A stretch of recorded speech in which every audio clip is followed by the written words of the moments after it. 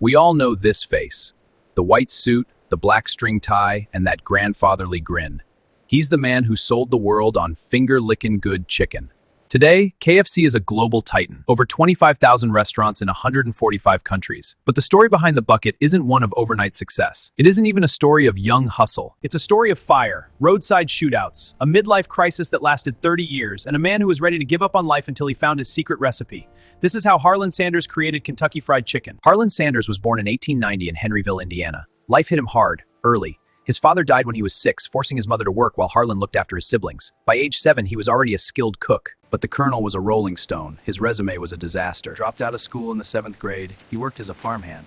He even lied about his age to enlist in the U.S. Army, serving a stint in Cuba. He tried his hand at law, but was fired after getting into a physical courtroom brawl with his own client. He sold life insurance. He operated a steamboat ferry. He even tried to start an acetylene lamp company that went bust when a better version hit the market. By his late 30s, Harland was just another guy struggling through the Great Depression.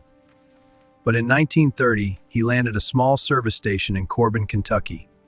This wasn't a restaurant yet. He was just filling tanks, but he noticed travelers were hungry, so he started serving them at his own dining table in the back of the station. No menu, just fried chicken, country ham, and biscuits.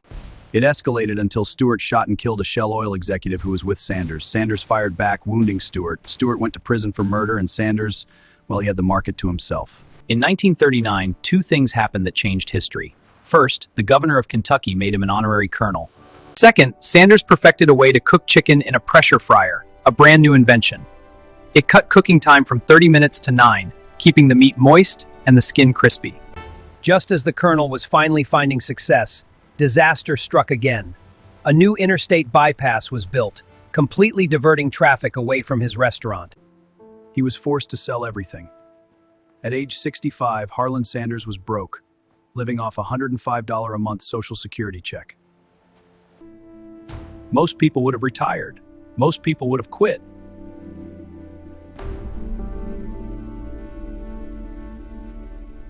Instead, the colonel hopped in his 1946 Ford, packed his pressure cooker and his 11 herbs and spices, and hit the road.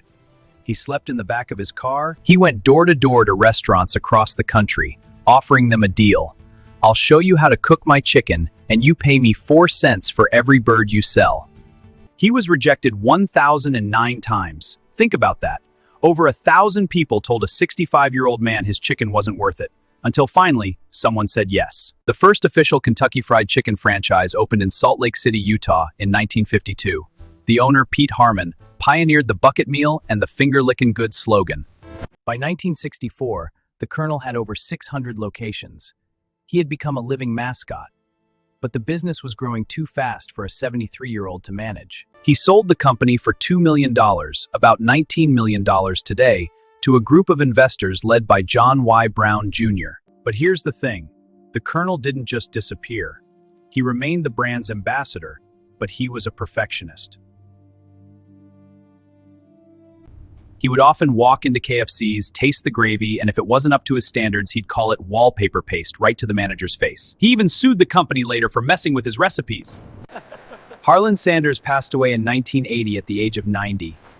He didn't become a billionaire, but he became something rarer, a global icon. The story of KFC isn't really about chicken. It's about the fact that it is never, ever too late to start. So, the next time you see that bucket, remember the man in the Ford who refused to stay broke.